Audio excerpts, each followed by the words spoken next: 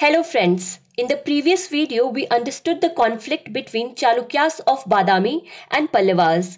In addition, we also saw the details of important rulers of Chalukyas and Pallavas.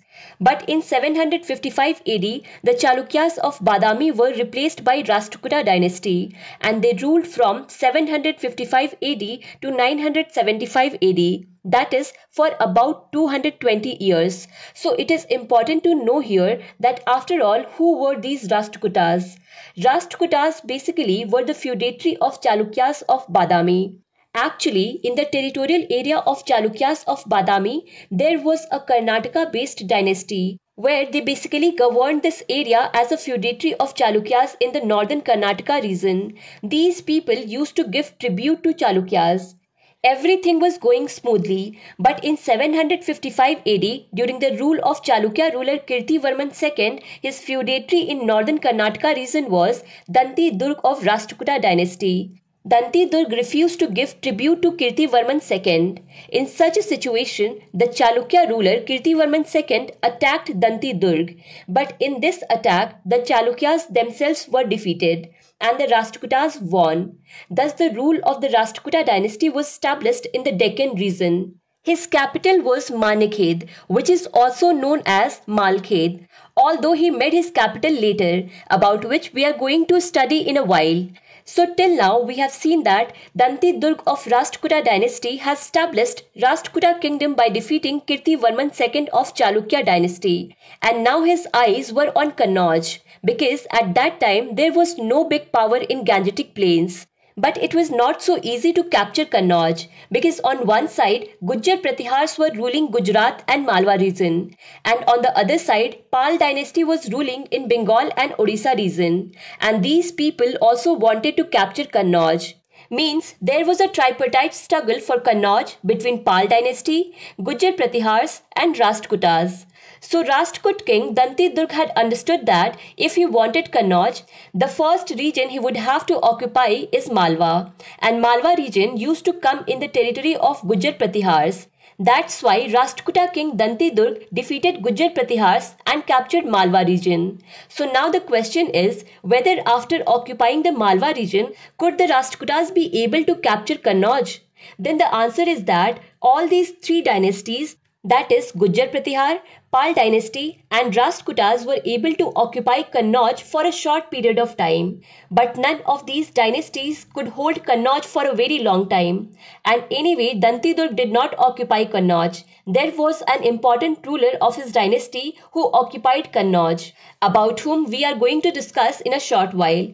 If we talk about Danti Durg, then he had two major achievements. The first one was that he occupied the Malwa region after defeating Gujjar Pratihars, and his second achievement was that he established Rashtrakuta dynasty by defeating the Chalukya ruler Kirtivarman II. That is, Danti Durg was basically the founder of the Rashtrakuta dynasty. But we should also know about some other important rulers of the Rashtrakuta dynasty. Here we will talk about four important rulers in total. First is Krishna I, who ruled from 756 AD to 774 AD.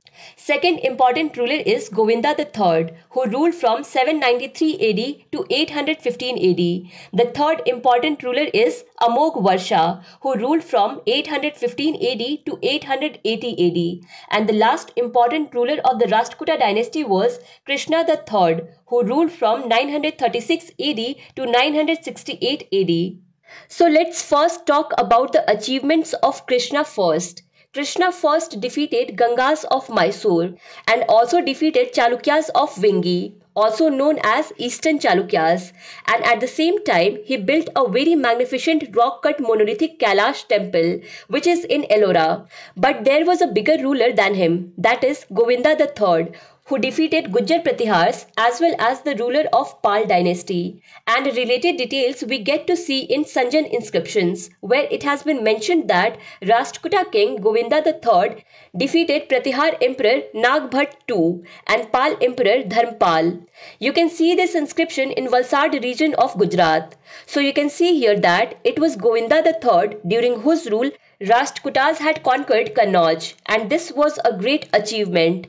After that, the next important ruler was Amogh During the rule of Amogh Kannauj went out of Rashtrakutas' hand, and after that, Malwa also went out of their hands. But he did not take much tension because his full focus was on cultural development, and that is why his rule is not considered popular for any kind of territorial expansion but for cultural development. He developed the Rashtrakuta capital Manyakhed, also known as Malkhed. At the same time, he produced a literary work which is called Kaviraj Marg. It is seen as the earliest work of Kannada literature. So these were the details of Amogh Varsha. Now let's talk about the last important Rashtrakuta king, Krishna III, who ruled from 936 AD to 968 AD. He did many expeditions, the most important of which is the Battle of Takolam, in which he defeated the Imperial Cholas and captured their capital Tanjore. This was the time when Imperial Cholas were starting, and after defeating Cholas in this battle, he had completely captured Tondai Mandalam region and Kanchi, due to which Imperial Cholas could not stand again for almost 30 years. Apart from this, Krishna III reached Rameshwaram in the south, and he occupied Rameshwaram for a long time. He built a temple in Rameshwaram which is called Krishneshwar Jyotirling Temple. All the kings of the Rashtrakuta dynasty after him were very weak, and due to these weak successors, the Rashtrakuta dynasty declined in 975 AD. And in Deccan, his place was taken by Western Chalukyas, who are also known as Chalukyas of Kalyani, because their capital was in Kalyani. So these were the details of Rashtrakuta dynasty. To understand Indian history and Indian polity in detail, do follow Bookstava playlist. Link is given in the description box. Thank you for watching Bookstava.